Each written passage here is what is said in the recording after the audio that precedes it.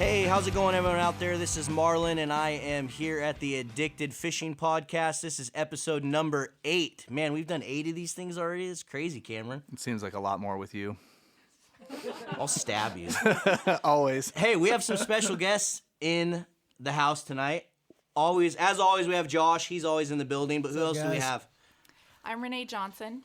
I have a blog, reneejohnsonfishing.com, and I also own a fishing media company, First Pass Outdoor Media, and the website is firstpassmedia.com.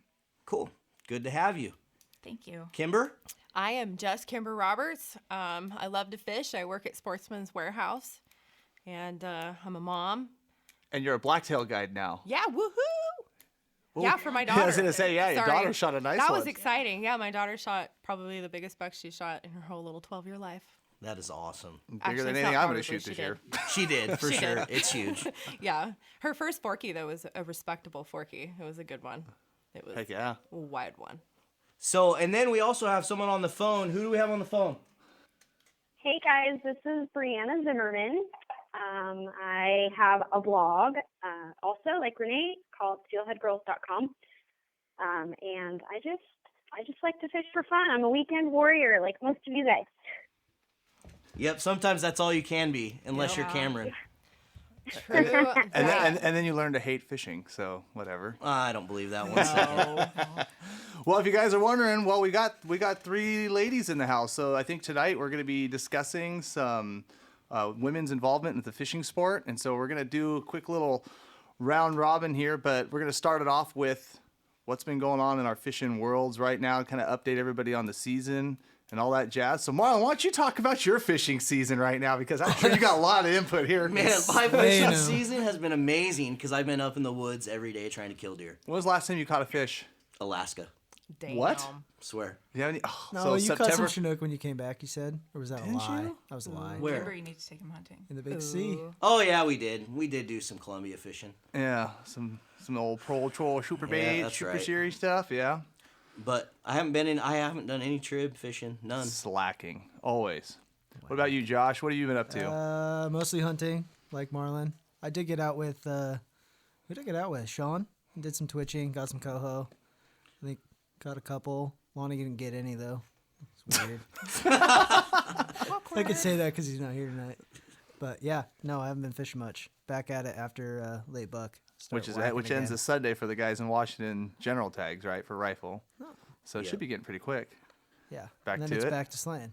Back to slaying. And start chasing winners. Have you guys been fishing? I have. I've been fishing the coast a lot, but still getting back into my fishing routine after my lovely ankle surgery. So, but it's good. It's good to be back and out on the river and off the couch. Yeah, for sure. Not watching fishing videos? Yeah. Going after it? And seeing all the fish on Facebook and going insane. So Yeah, no, man, when you guys down there, so you primarily fish Oregon Coast stuff. And man, when you guys get just a little bit, we had a long dry spell.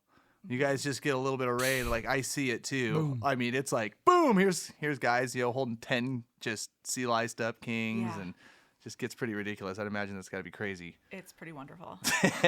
But you've gone out though a couple times. I've seen that. Yeah, I have been, and So. it's been pretty good. It's tougher than other years, but still getting fish, so that's all that really matters, and having fun. Is that a numbers game or a conditions game? Why it's tougher? You think it's just I think it's the run, just the run's not what it was? right? I talked to a friend that knows people at ODFW, and they're also saying the same thing. Yeah, it seems like late runs are not big runs. So, and I think everyone's agreeing that with the fall coho and fall chinook almost everywhere, even in the Columbia stuff and some of the Southwest trips, it's been late. Kimber, have you been fishing or you just been hunting too? Oh my gosh, I've had a weapon in my hand since September. I have been fishing. I've in between September and now. We had bow hunting, and I hunt probably the longest I'd ever hunted for elk. So it took up a lot of time. But I got out on a few epic coho trips to Buoy 10. That was fun. I took my girls and grandma all out for probably the coolest day ever. We all limited. We all must have reeled in and released over a dozen coho. I mean, Chinooks. Oh my gosh, the ones we couldn't even keep. They were hatchery and beautiful and gigantic. We had to let them go, but it was pretty sweet. My little one even got to reel in little Jack Coho, and she had a great time. So, yeah, it was pretty sweet. And that was when you jumped with Olson and Eric on the Fortunate, right? Yeah. Yeah. So I've played. Eric Julita, he's so cool. I think that's how you pronounce your last name. Sorry if I messed that up. Sorry, Judy Bug. We'll have to talk about that later. So what about you, Bryanna? Have you been fishing? I actually just got back from Colorado 2 days ago on an elk hunting trip. Before that, I did fish the weekend before and a couple trips in between archery season. But I think actually Washington, at least the rivers that I fish, we're having a pretty healthy coho run so far. They're not all the biggest coho. That's the late run, but I mean for early coho run, we've got some pretty decent numbers in our rivers. You can actually get out and fish them in shape. Yeah, right. It seems like I think you guys were shut down for a while, and then they opened it back up when you guys got floods and the whole 9 yards. But I know some of the guides before that low water shutdown would say that there was a lot of fish around, especially for how early it was. So you guys might be experiencing some pretty darn good coho runs right now. Yeah, which is really exciting because a couple years ago they just shut our coho fisheries down pretty much across the state, and then the next year it's pretty slow, and so now I think it's picking back up, which is a really good sign. And I didn't want to go through, a 5-10 year slump of no coho for a couple months. So I think it's going to be good this year. Very good. All right, Marlon, what are we talking about tonight? What do you got? I know you got some little notes on your paper over there. Well, Cameron, I came here and did some research before. I got my notebook. We're going to have to edit some of this stuff out. I don't know what that was.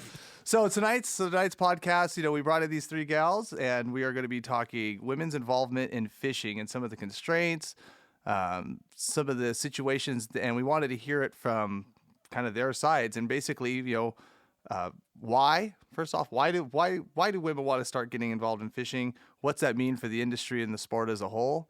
And pretty much, because we see it. We see it all the time. We see it all over Facebook. We see it everywhere. So, shoot, why do you? We'll just start with you guys. Well, why do you even want to get involved? Is it just something you're passionate about? Do you do nothing else? Do you just live, breathe, eat fishing or outdoors, chasing blacktails, whatever, elk? Oh yeah. Where do you start? Where did you start? Where did you start with your fishing careers and? So all my that husband, story? when he and I we were dating, he would leave the house at 2:00 in the morning. It'd be freezing outside, and he'd come home sometimes with a fish, sometimes without a fish, and he'd be happy no matter what. I'm like, what is wrong with you? Is there something wrong with your brain?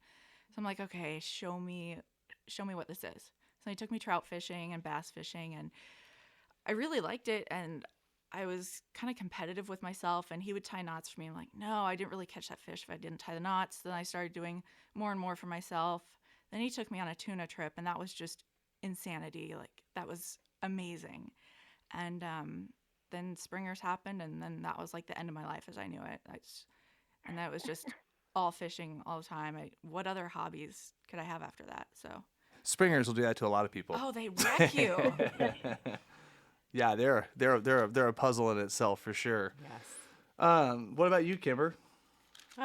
Okay, so, well, I was always in fishing or hiking or boating or doing something my whole life. So, this was just as soon as I was introduced to Facebook, I think it pretty much opened my whole world as far as networking with people and discovering, new avenues of how I could delve into that industry. Because how cool is it to have a relationship with a company that you could possibly work for someday, in the tackle industry? That's why I love to pick and choose, who I want to rep for with stuff that I use, all the time. So wouldn't that be pretty badass to get a really badass job at one of those companies, not as a peon, but somebody who can actually give back, and With whatever's. understanding of the industry. Yeah, and all that. understand and Yeah. just be a pioneer. Because if you think about it, the women being introduced into the industry or whatever you want to call it, it's rather new. There's always been men around, good old Buzz Ramsey. I mean, people like that, I respect him amazingly. You know, he's like I was starstruck when I met him for the first time. I was like, oh my God, that's Buzz Ramsey. You know, it's just stuff like that that motivates me. Like, I want to live fishing and hunting. That's what I want to do. And pretty much my whole family is the same way, and it's pretty sweet. That's why. Heck yeah. What about you, Bryanna? I'm a total city girl. Not so much anymore, but I grew up in the city. I didn't grow up fishing, hunting, camping, no outdoor anything. I caught my first fish 11 or 12 years ago, and it was with my current boyfriend, and it was kind of like if I wanted to hang out with him, I had to go fishing. And I'll be perfectly honest, I really struggled with the rain and the cold, and it was like, what the hell am I doing out here again? So I don't know if I can say the H word, but what the heck am I doing out here You're again fine. and again and again? And why do I keep getting up and going out here with him? I don't understand. And I started steelhead season, so I wasn't catching anything, and cold and rainy and miserable. And I didn't really understand why I kept going until I got really good rain gear and I took the wet and the cold out of the equation. And then it was like, oh, now that I can actually enjoy my body while I'm out here, I see where this drive and passion to keep getting up in the morning and coming out here is. And since then, it's always been about, it's never, and it's endless learning. There's always a new challenge. There's always something new to master. You can always get better. You can always pick people's brains. Like, you're never going to be done learning and growing. And I don't feel like there's very many sports that you could do that your entire lifetime with. And so once I realized that, it was like, oh, now that I understand the passion, I can actually go out here and work towards fulfilling this passion and accomplishing what I'm supposed to accomplish. And we just recently got into hunting, and it's exactly the same thing. Every day you walk out, it's a different challenge. The weather's different. The conditions are different. People are different. The animals are different. The moon's different. Temperature's different. It's endless learning. I always associate those. I don't know where I heard this, so I can't claim this as my own, but those like aha moments, like when you're faced with those challenging conditions and those variables that, you know, put your program into a loop where, you know, you'd been doing something consistently, and then all of a sudden, you know, the water's up, it's down, the conditions changed, the fish disappeared, they moved, and then you spent your time and you figured out the puzzle, and you had those, you know, epic days after, you know, where people struggled. Like, no, I hear you on that one. That's a huge factor for me. I think in a lot of fishermen as well too. So with that said, so I mean, we have three different situations here. You know, I mean, the way I look at it, I mean, we have Bryanna who got into it because, like I said, always wanting to learn. You know, Renee, because the husband was waking up. What was this? Sean? That's right. Sorry. So Sean waking up 2:00 in the morning, just wanted to get involved, and then, you know, Kimber too, and the industry stuff. And at the end of the day, what are like some of the overlying constraints that stopped you? Like Bryanna, you said that it was rain gear and, you know, being comfortable outdoors. I mean, so let's tie onto that a little bit. Where is this industry at as far as like accommodating, you know, women in the outdoors, and like what advice could you give to some of the women out there? And then another good point that what advice could you give to some of the companies out there that are most likely listening on things that need to be developed for women to help them be more comfortable in the outdoors? Yeah, what's the industry missing at a whole? And then if you could touch on a Fishing Addicts member brought up a good point, like for all the husbands and boyfriends and guy friends listening out there, like we got holiday season coming up. So what could you give some advice to these guys as far as maybe picking up some of this rain gear or do anything like that for like the holiday season for the fisherwoman in their life or someone who just wants to get into the sport? Don't buy her cheap crap. Exactly. Oh my So, gosh. So I guess that was a lot. Investment I guess that was a lot to gear. digest. Sorry. But no, that's a good point. Don't skimp on it. Don't cheap on it. But what do you see out there, Bryanna, that in the industry that, you know, you talked about the rain gear and stuff like that. I mean, what are the marks that are being missed, or what are the things that, you know, people need to look as far as, you know, outfitting women for fishing? I think the industry has come a really long way as far as women's gear. Even from when I started fishing 12 years ago, there wasn't really, like, I think I bought Sim's first women's wading jacket. And even that jacket, those newer models, has come just an incredible amount of distance as far as quality goes. There are tons more companies that are coming out there with women's stuff, and it doesn't need to be, cute, pretty colors. It doesn't even necessarily need to be like tailored to fit a woman's hourglass body. That's great, but really we just want the same quality that you have in the men's products, but make it in a size that fits us. My arms aren't 4 feet long, and even So one of woman the, so I've talked to Alex from H&H about this, because he makes, he has $1 million apparel company, and he has zero women's apparel in his company. That's a problem. Yeah. And here's the problem, because when he makes women's apparel, they don't buy it because women are very hard to fit. And that's the problem, is you can't, every single woman is a different, whereas a guy, there's a million guys that wear a large t-shirt. Well, every woman, they're just all different. So Alex said that's always been a challenge for him in H&H, is trying to figure out how to do women's apparel. I think like a few t-shirts in different styles and different cuts would help people sell, women's clothing. Clothing and fishing is something that I'm really passionate about. Bryanna, I used to read your blog when I was learning how to fish, and I was just cold all the time. Like, okay, this girl, she's got some answers. And the clothing, it still needs to come farther, but it's close. Like the water sealing gaskets on cuffs. Oh my gosh. If all the jackets had that, and then if also the women's jackets had the same, were just as thick and durable as the men's. A lot of the companies aren't doing that yet. And it's hard because I'm still wearing a lot of men's clothes. Me too. But I'm 5'1" and 105 pounds. So I know. men's clothing is not an option for me. You're like as Unless big I as my can leg. sew it, and then I can't seal up the seams. Yeah. that would be hard. And you're right. Every woman is a different size and shape, and I can see that being a big challenge. But you ask any outdoor woman about their clothing options that they're given, and I guarantee you 100% of them will say, I wish I had better options. So there's clearly a market for it. Yeah. I like Stormer because it has stretch. And as a lady, we gain and lose weight all the time. And so Stormer clothes, I don't have to keep buying new gear with that. And that's huge. And that's for me. neoprene, mostly neoprene Yeah. type apparel. I wear a rubber jacket. Like PVC rubber? Hell yeah. Yeah. Well, I at rock the end of the the green PVC jacket. well, I mean, at I've the had end it of the for 3 years and I stay drier than. yeah, let's say if you don't mind the weight, at the end of the day, the Gore-Tex and everything like that, PVC is unstoppable. it's so unstoppable. maybe for the guys out there, for the gals out there, I keep saying gals, and I know I should stop saying that because I'm a terrible person.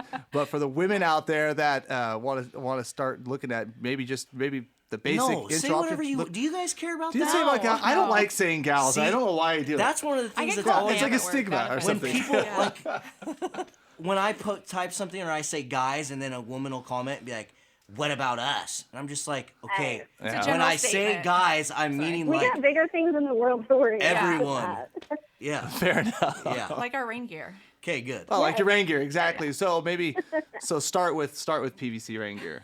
I cut the arms, I cut the sleeves off of my PVC coat when I was wearing one just so that they actually fit.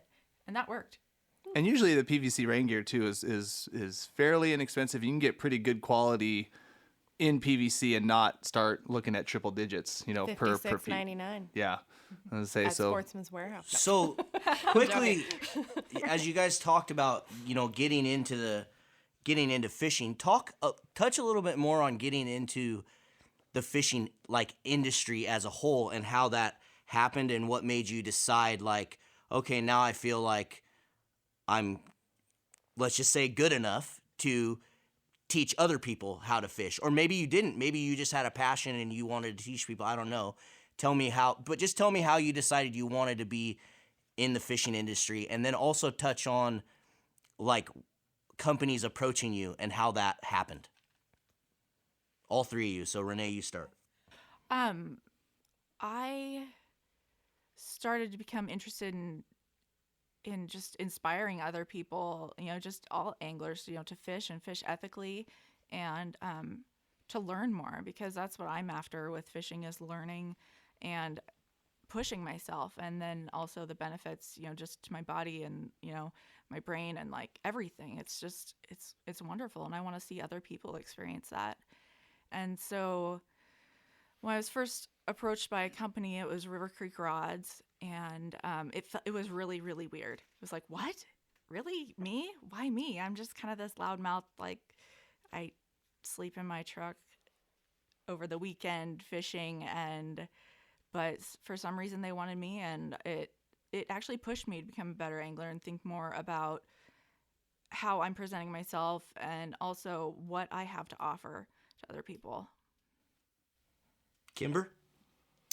Well, so funny thing, my whole life I've always wanted to work in a tackle shop, and here I am working in tackle shops. I think my first legitimate entry into the fishing quote industry is when I was hired at North Fork Bait and Tackle in Woodland, and that was the coolest little job I probably ever had, and I was so thankful for Dale for hiring me, because not a lot of people hire a girl that nobody really knows, back then it was a long time ago, so I was like, please, and he knew me just from fishing, behind the shop and stuff, and I just kept bringing in fish, when I get bait there, and he offered me a job, and that really legitimized my travels in the industry as far as like where I had worked. Like my ultimate goal was to work into a bigger place like Sportsman's Warehouse or Fisherman's Marine or Cabela's or something like that. And I know it sounds silly,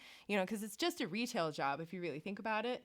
We're just shelf stockers, but I just so happen to have excellent knowledge about what I sell. You help people every day. Yeah, I help people every it's day. not a terrible gig talking It's about not a fishing terrible all gig. the time. When I asked No, Lacey, it really isn't. when I asked Lacey about, Lacey DeWert about women in the fishing and her guiding and that, one of the things she talked about that she thinks barrier to entry is the sporting goods stores. Yes. Because she said the problem is a woman goes in there and they ask a young kid about Yes. fishing, and she said what she got was, oh, are you here to buy something for your husband for Christmas? Yes. Or something for like birthday, that. yeah. Or for Yes. your birthday or something. And so like she said that first interaction that they have in a sporting goods store trying to get help could make or break like them ever wanting to fish again. It's true. It's true. So I encounter that. if you work at a sporting goods Most of the store and week. you're listening, be nice to women when they come in. They're probably better at fishing than you. True. I'm not going to argue that because I see it all the time in the guide boat all the time. The women are better fishermen. But do you seek those people out though? Like when you see this, if you see I almost said it again. If you see a woman in the store, do you try to approach them a little bit to hope to keep the kind of that first interaction into maybe, hey, I want to buy a steelhead rod. I want to go down to the river and catch a trout or whatever. Yeah. So I really don't. I do kind of like a cold approach to them. I don't pounce really at all. I can almost tell who's in there for what. We have the wandering wives looking for their husbands, and I could seriously, I'm like, is there, can I help direct you anywhere? She's like, well, unless you know where my husband is. I hear that a lot. But there are also the women that come in with their kids, and they tell me,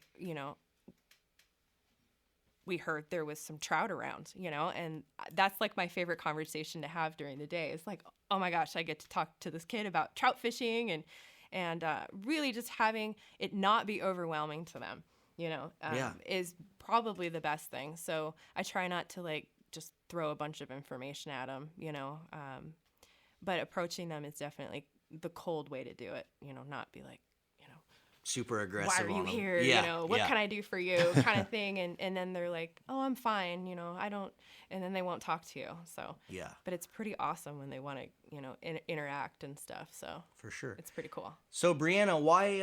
What made you decide to start Steelhead Girls? Because I remember I saw that quite a while ago. I saw it a long time ago, and I thought it was super cool. I got on there, read a couple articles. I never met you, but I thought the articles were really well written, and it made me pay attention. So what made you want to start that when you did? Thank you, first of all. And second, the whole industry thing absolutely just fell into my lap. I entered a contest, the Photo of the Month contest on Steelhead University, and I started talking with Terry Weiss, and he said, hey, we have some room on our website. Do you want to just have a blog on here? Just write about whatever you want. You obviously fish a lot. It's clear that this isn't like a, hey, I just want to tag along and go fishing every once in a while. There was, I've been fishing for years. There was some passion behind it. So I just started blogging on that, and then it kind of blew up from there, and he actually came up with the idea of Steelhead Girls so that I could have my own platform, and there wouldn't be any conflicts of interest with Steelhead University sponsors and whatnot. And so then we started Steelhead Girls.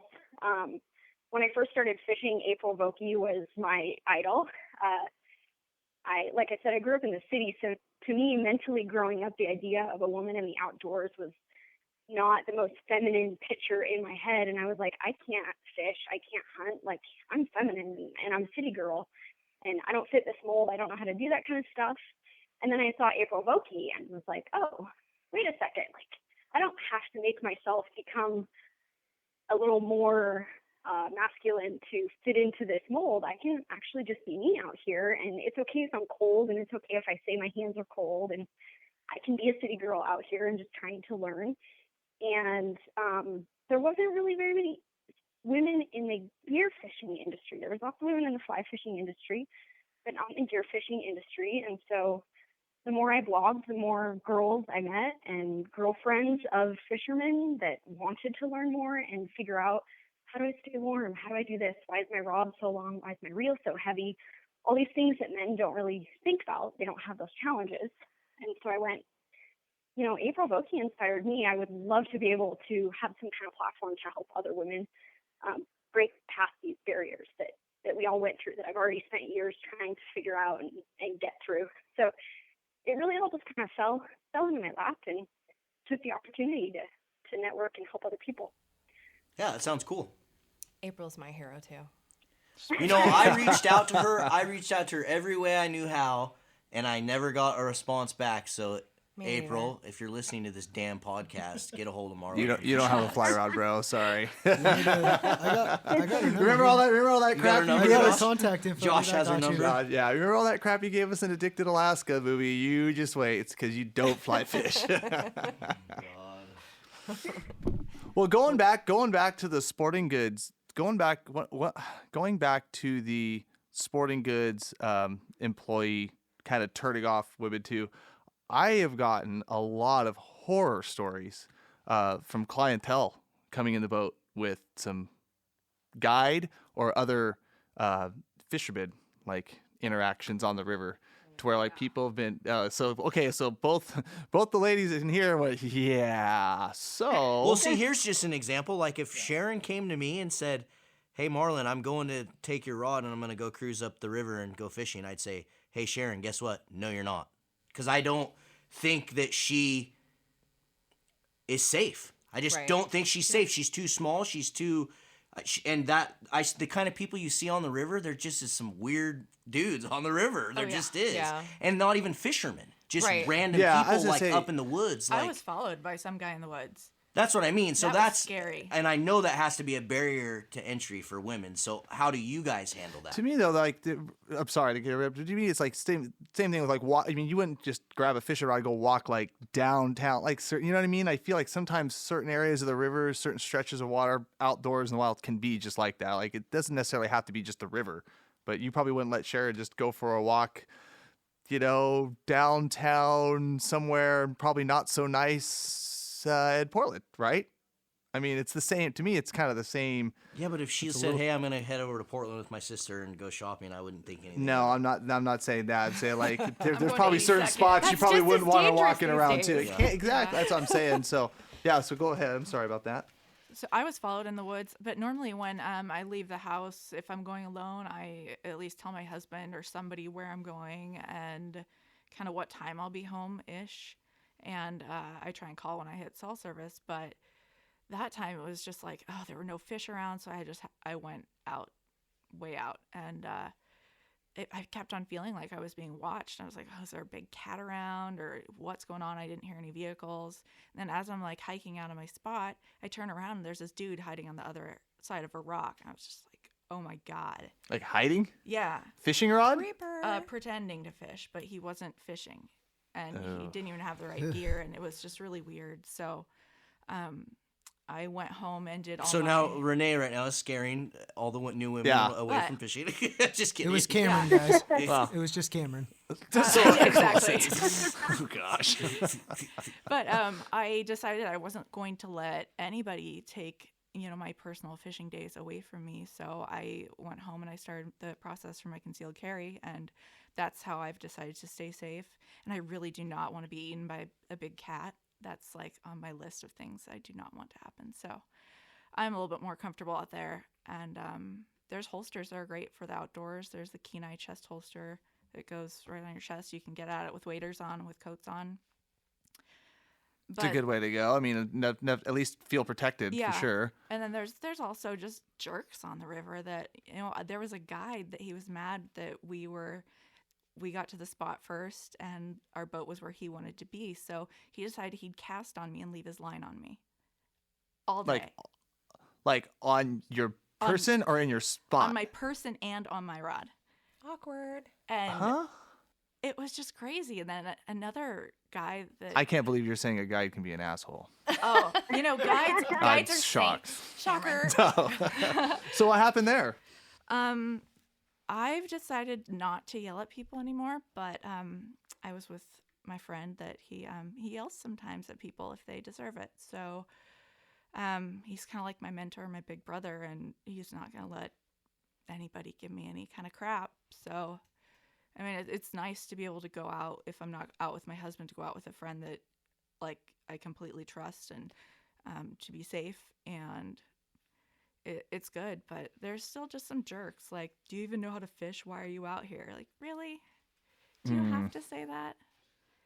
It's just kind of disheartening. But then there are so many positive things where you actually get to help out some guy that may have said not so nice things earlier in the day. You may net his fish, or if he needs help with something else, then you can help him, and it does change their minds about women and fishing.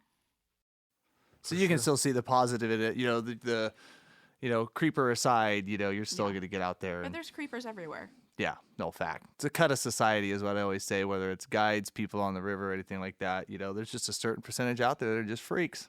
Absolutely. And the discussion. What about you, Kimber? I'm really a bad example of safety.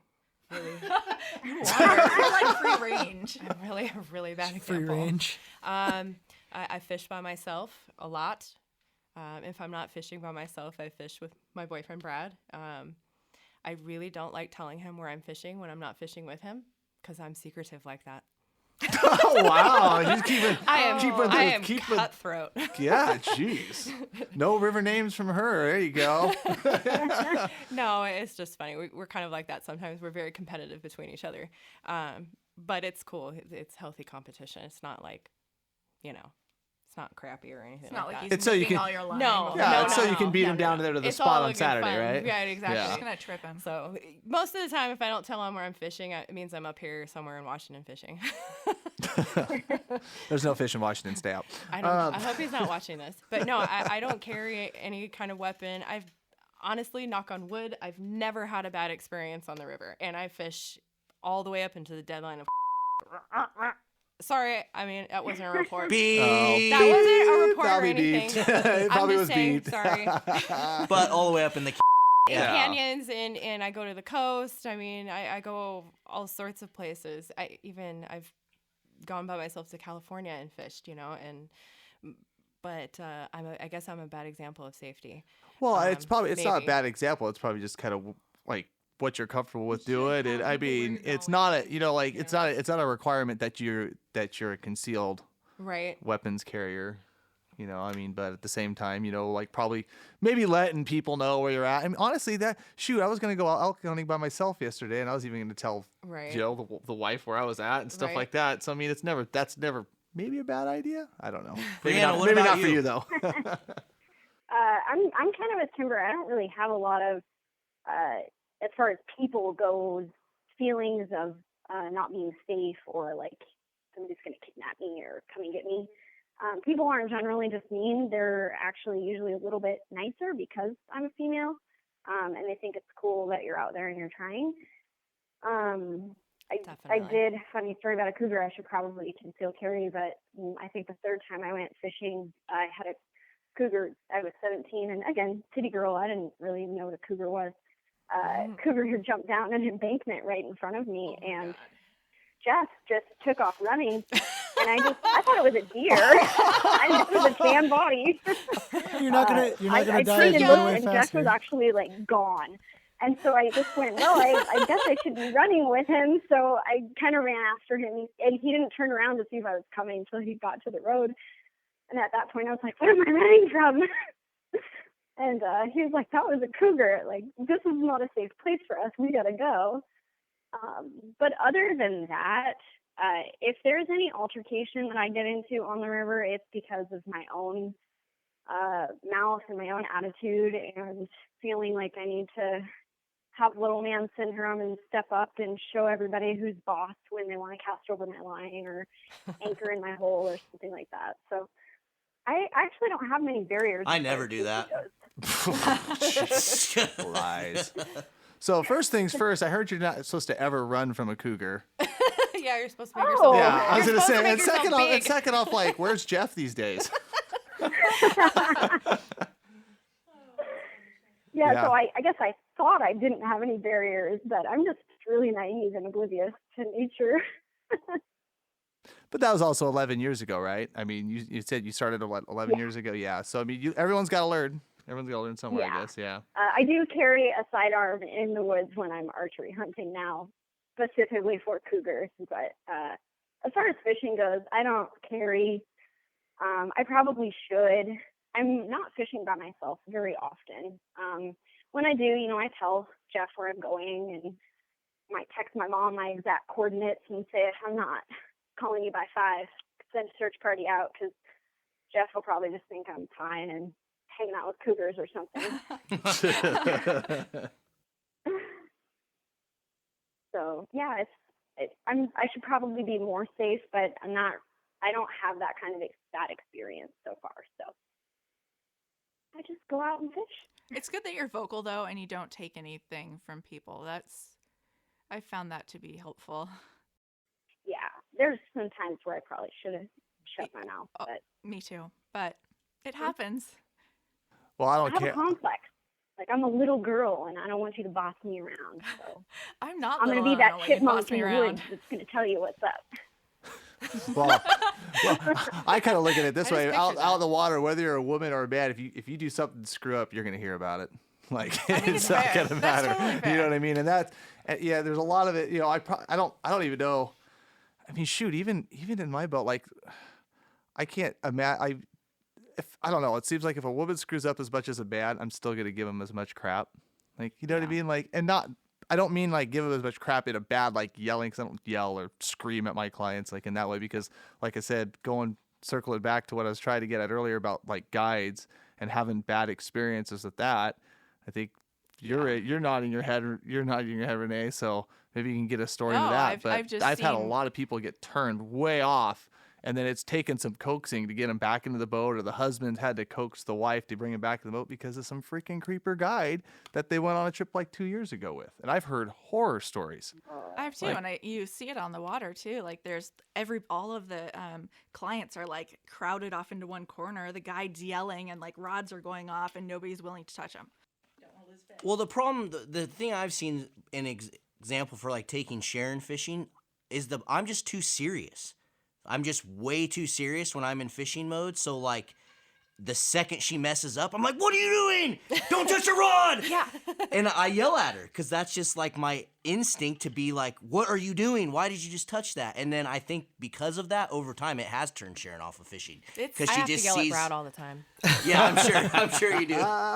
I yell at Sean sometimes, so I think like when I was learning, having a mentor that wasn't Sean or somebody I was related to or really like close to, it helped a lot because I didn't have to go home with that person if we got in a fight over, whatever, but they're still willing to like separate themselves from, their life and then the differences, and then sit down and be like, okay, let's learn something, or like, talk to you about the structure of a whole, or it's important to have somebody outside of the relationship as a teacher, as a mentor. I think if you're going to teach your girlfriend, or you want to take your girlfriend fishing, I think there's really two different types of take your girlfriend fishing kind of thing, or take your wife fishing.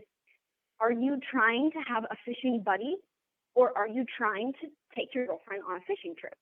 And if you're trying to just take your girlfriend on a fishing trip so that she can catch a fish or enjoy scenery or whatever, then you need to tone it down, and you need to relax, and you need to understand that she's not taking it as serious as you are. Yes. But if you are both in it to build a fishing buddy, to where one day you guys both contribute just as much, she handles her own gear, you handle your own gear, you guys are truly partners, you're not out there being husband, wife, boyfriend, girlfriend, then she needs to just eat crow and let you yell at her a little bit, because she needs to learn that this is serious. And if you want to be passionate about fishing, then one day you're going to get really upset that you screwed up that fish also, or that you didn't tie that knot the right way, or like, I think that there's a little bit of, don't baby her so much if you want her to become your fishing buddy.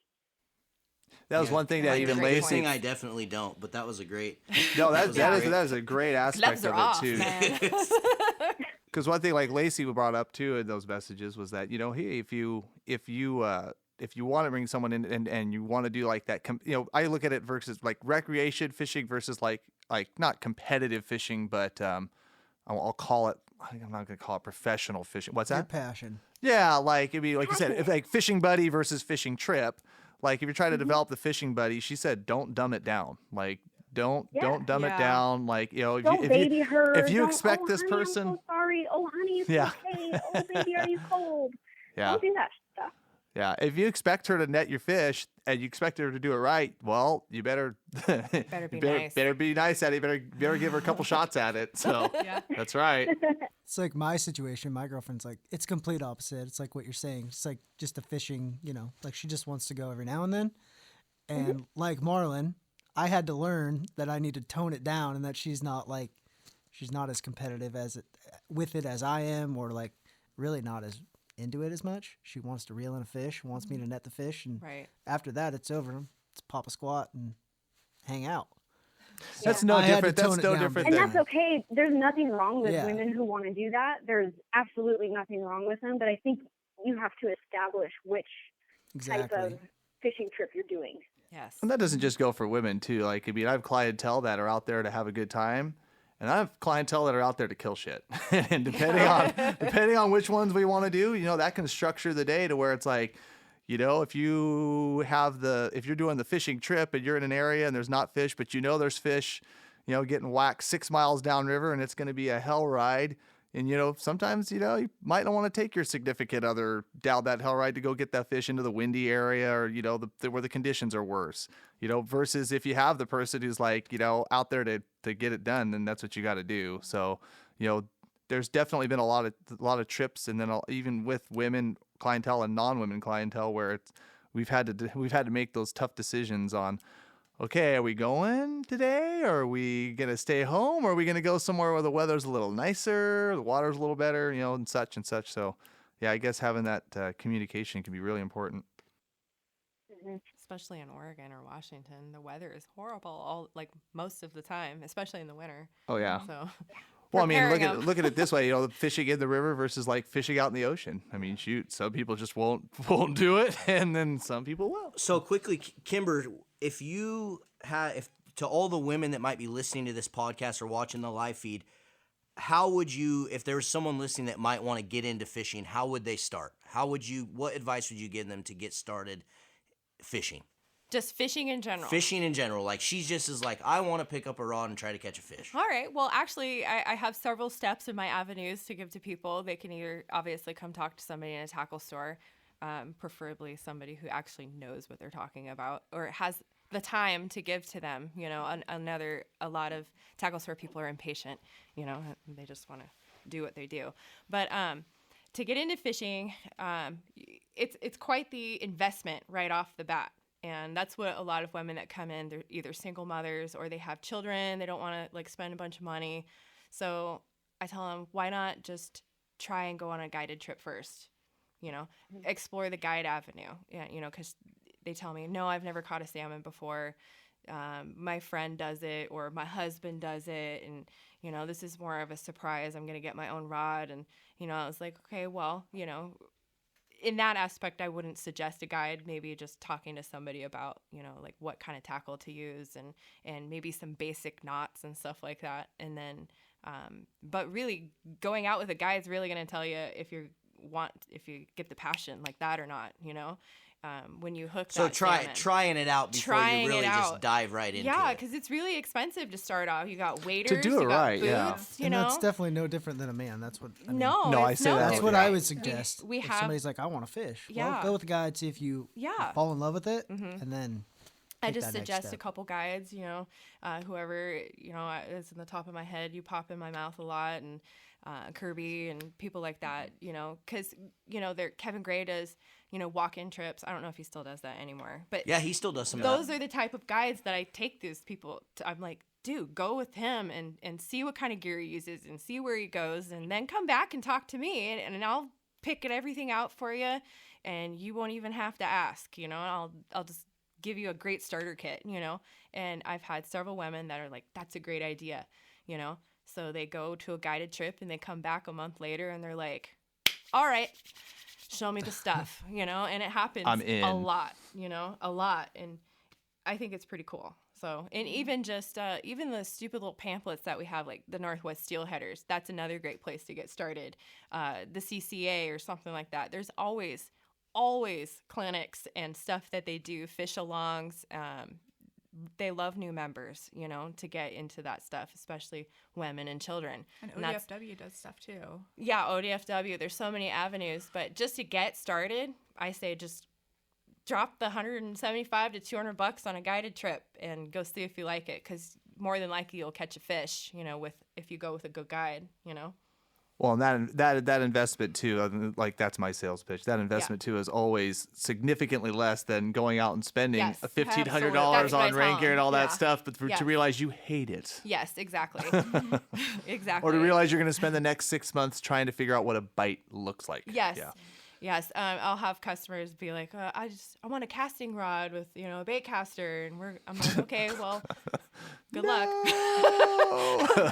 Do you want to Good do you want luck. to spend 5% of the time fishing on their first trip, or do Pretty you want much. to spend? Yeah. I'm yeah, like, yeah. well, you're going to hate fishing after your first day of using that thing. So just starting them out with the proper gear and easy stuff. I've developed a little kit that I keep at my work that first-time fishermen, as long as they say first time, I already know what to get them.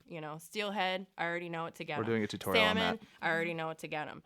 And it's just like easy. It's not overwhelming, because then you're like, well, you're gonna need this, and oh, we can't forget that. It's less overwhelming to just be like, okay, this is the package, that I've kind of put together. It's mostly stuff that I've used, because I have experience with it and I land a lot of fish on that stuff. So it's like, I know it's good.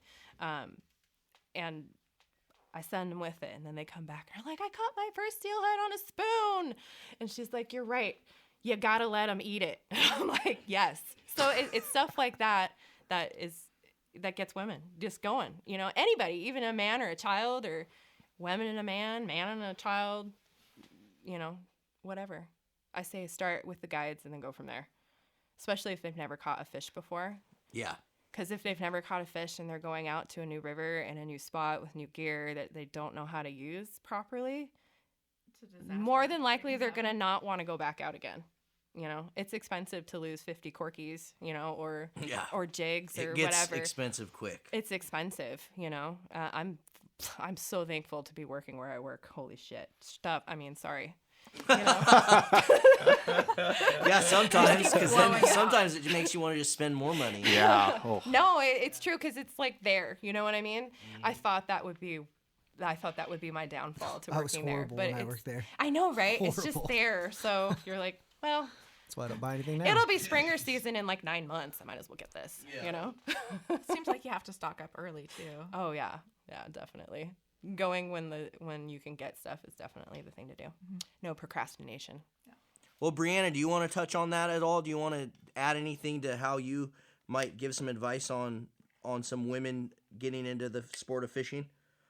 Yeah, if you don't have a significant other or friend or something like that that you're going with, I totally agree. Go on the guided trip. Make sure that it's something that you like. If you're somebody that doesn't like to go out by yourself, or you don't know where to go, or I have so many girlfriends that are like, I just don't even know where to start. Even if they have a boyfriend, they don't want to go with their boyfriend, but they want to go. Go find those women, girl, chick groups on social media. Go on those all-girl trips. Make yourself some girlfriends that are already fishing. At the amount of friends that I have, they're not just my fishing friends. They're actual good friends, and they're solid friendships that were built on something that we have in common. Go on those trips. Spend $125 to go fish for something like, I don't even really care about rockfish, but I'll tell you, the charter that I go on every year that is all girls is one of my most favorite trips ever, simply for the camaraderie. Go find those groups and make yourself some girlfriends. Go on those trips. David Johnson also does a lot with women in the industry. I've gone on a couple trips with him, and he's just the most peaceful man to ever be around, really. Well, Valerie and Cameron also put on some lady trips too. If anyone's out there listening that might want to go on those, so. And the Fish Like a Girl tournament's fun. I've actually made some friends that I would have never ever met without that tournament, and I just love some of those women. They're just wonderful. And that's a tournament, for those that don't know, is in August at Bowie 10, kind of for the Super Bowl of Northwest Washington, Oregon salmon fisheries too. I have yet to do that. It's on my list of things to do. It's really fun. I did it this last year in my cast, so I was fishing with one leg. Nice. I got blood all over my cast, but whatever. Battle scars, perfect. Also, women that want to maybe get into working in a tackle shop is hard to do too. And one thing that it took me 2 years to get into Sportsman's Warehouse. 5 applications later, Travis Bishop finally was like, yes. And I was like, yes. But just having women who want to do. I called him. Look at that smirk on his face. No, seriously. I did. Even the community, has helped. Even Mr. Hyde, Donnie Hyde's father, Mr. Hyde. Keith. Keith. Yeah. I feel weird calling adults by their first name. I'm sorry. I've always been like that. Yeah, he's still Mr. Eric. So, but no, he even went in to give me a good word. It's just stuff like that. Just the community needs to help people more. Like the help that I got was awesome, and I wouldn't be here. I wouldn't have the relationships I would have with people, and it's pretty cool just to be given the chance. But I've had like 3 girls come in and apply to the department that I work in, and it's really hard to get in, and I don't understand why. And I get that across sometimes, but that's another roadblock, as far as delving into something like that too. I don't know, because I know there's a lot of girls that would love to work in a tackle store, just off Facebook. So that's my question, is how do you knock down all those roadblocks? How do we, as a fishing industry, knock down some of those roadblocks? Yeah, just the huge stigmas and these stupid memes going around. Oh my God. They're terrible. What are they? I'm like, I haven't seen any lately. Oh, I mean, I know Ashley Nicole Lewis would fist pump me on this one, but the some girls like diamonds, some girls those like, are painful. Like fishing, it's like, who freaking cares what they like? Yeah. What if they like diamonds? Who cares? Yeah. It's like, why judge So us here's my all? thing with that. I was say, well, you want to go first? Who cares about the meme? Yeah. Because to me, this is what I've never understood this is what I never understand, not only with women, but with ethnicities, with gays, with anything you want to talk about as a whole. Is they say don't single us out, but then they single themselves out. Right. all the time. I mean, you Right. ask to not be singled out, but then you single yourself out all the time. And a meme to me is it's a fun way on the internet to make fun of anything and everything. Right. And so like when I see those memes, I share the shit out of those on Fishing Addicts. Do you want to know why? Because they get thousands upon thousands of shares. It Yes. engages people. Because people think it's funny. People think it's a form of entertainment, whether you Right. like it or It not. is. It is. I've seen it 1,000 times. Yeah. But there are those It's type the of people. comments, it's the groups, it's the cliques that start within those memes, Mm-hmm. and they tend to spill out into other people. You know, like judgmental wise, it seems more. It opens that door. It think opens the for exactly. worse, It for opens the worse, door for taking it too far. for- and for, yeah. And That then makes it sense. does generalize us a little bit more because that guy doesn't know me, you know. That guy doesn't know her, you know. Who are they to say? I know that there's girls out there that are like that. I totally know. I know that they're like, I don't judge them. You know, if they want to wear pink head to toe, you know, she loves her hoop earrings and they I look do. awesome on her, you know, and Too. I don't want to look like a man when I'm on the river. you know, It's just it's fishing cool, tackle. you know, whatever.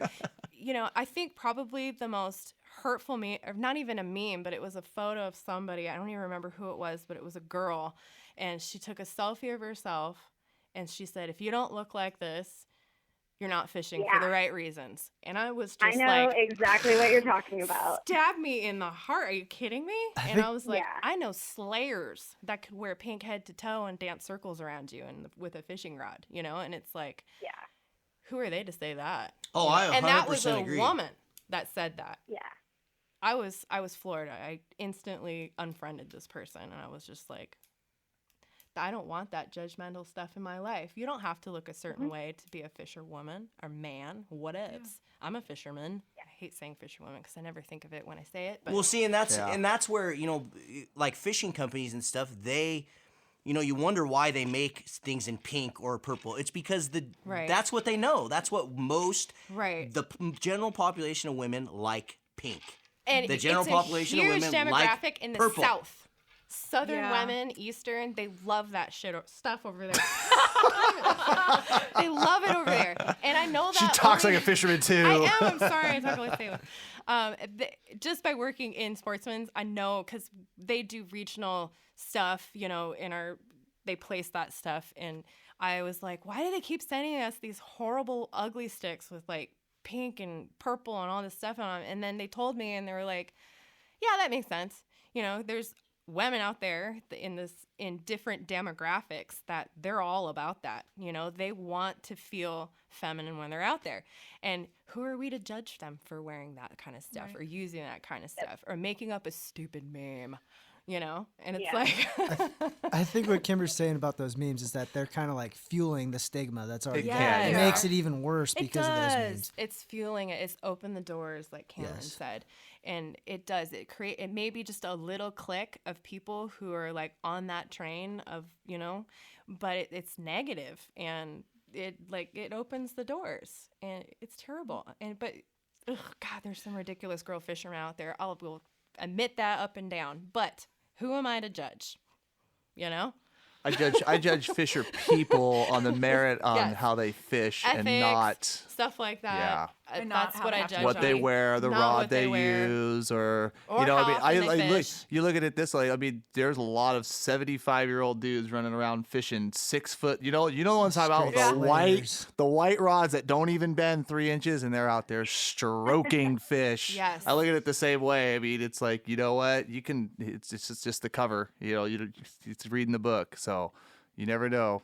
Yeah, just taking away, I think those barriers would help a lot, to be honest. And I mean, and when it comes to those memes, though, it's still a cut of It's society. funny, yes. I can read funny. something that's supposed to be offensive to me as maybe like a guide, or as maybe as someone who's a part of Fishing Addicts, or so. Like, I mean, we get the offensive memes every shit, now we get 'em all and the I'll time. read them. Oh, and never. instead of me getting all worked up, I'm the type of guy that can look at that and be like, oh yeah, Dude, some guy I can made see that's pretty stickers. funny. Some guy made stickers and put them on all the signs on our home river of it's a salmon peeing on our logo. This was before I got involved. And I saw that, and I I was was like, gonna say that. I think that was me. dude, give freaking props to that guy. He took the time to make that shit and Yeah. put that up everywhere. That's Okay. hilarious to That me. is hilarious. Yeah. I wonder how many people looked and But saw. that's I good, wonder, clean fun. That's not like. Yeah, but I wonder how many creating people searched negative FANW, and I wonder how many people saw that and went, Yeah. "What is that?" And then searched What's it. And fishing thought, oh, addicts? yeah, this is pretty neat. I mean, I think it all kind of ties into it's just something that you got to get past. Like Yes. with us, with fishing addicts, and the amount of people that don't like us or whatever, to the people that do like us, we just get past the haters or whatever. Yes. You want to know? Same thing for women. Do you Yes, want exactly. to know the number one barrier, in my opinion, to getting into the fishing industry? And it is that barrier right there. Because most people cannot get past that hate. Nope. Because Yeah. when you That's take even hard what for we've me. gotten and what we still continue to get on the daily, not only just from people out in the open, but people that are supposed to be our friends. I mean, you just constantly have people attacking you from every single angle. And don't so make it when- don't make it sound like it's that, because for every one person That's that's what I'm attacking, saying there's is- 10,000 that Exactly. We yeah, have see the such a huge positive. following, and that's but when you very first start out, that's what's hard. I mean, even for me, like how many times did I call Well, you I was and be gonna like, say, and he had to tell I'm me. fucking quitting it. I'm shutting it down. I can't do it anymore. Like I can't handle the because I look at it and go, what did I ever do to any of these mother effers? Like I've never even met 90% of them. You know what I mean? And he so, even had to tell me, like, dude, I just told don't take Josh. it personally, because I was like, I'd call him and be like, dude, what the hell? Like, I'd be pissed off. I'm gonna lash out. because And he'd now be we like, have no, a lot of people you involved just got to in get fishing past addicts. it, and you just got to like let it roll off and don't worry about it. And Yeah, that's good. having thick skin is definitely something. Uh-huh. having nerves. Yeah. Oh, Yeah. getting I up mean, and doing and your face first it, seminar sucks. fishermen as a whole are a pretty gruff group when it comes to, like I said, this isn't the book club. No, we're competitive. We're secretive. Yep. We're, love it. we There's can Yeah, do if you're all that we sensitive, want to. if you're super sensitive, Yeah. I don't know if You're gonna have a fishing. hard You either got to times. fish by yourself, not get involved online, and just kind of do your own thing. Just live in a cave.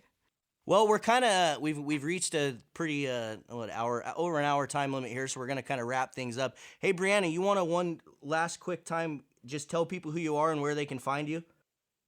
Yeah, Bryanna Zimmerman. My website and blog is steelheadgirls.com. There's also a Facebook page. I'm studying and working full time, so I'm not updating that very much. But you can find my personal Facebook page, Bryanna Zimmerman. If you're trying to get into fishing, learn new things, I have tons of articles and tutorials and videos and product reviews specifically for women on my website. Yeah, and I have Instagram too. I'm not very great at social media, but I'm trying. Well, awesome. Well, thanks for joining us. We really appreciate you coming or taking some Thanks for time having to me. call in. And for doing something like this for the ladies. This is awesome. You bet. And hopefully we have more I coming. just say this is the first installment. This is the first installment, and we want to hopefully do some more podcasts, and we are planning on organizing an event, and hopefully we can get some of you guys involved in that. So, Yeah, cool.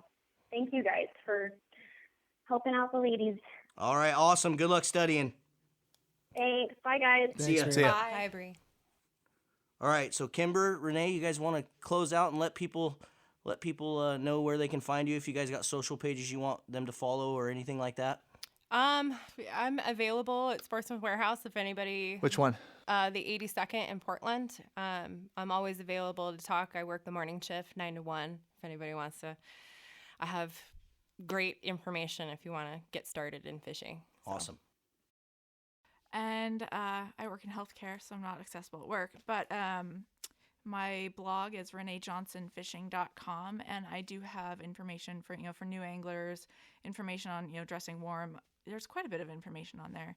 And then also my media business is First Pass Outdoor Media. Awesome. And then everyone else out there, if you guys are listening, make sure you please subscribe to this podcast. You can find it on Google Play and iTunes. Make sure you hit the subscribe button because we have a lot more of these coming.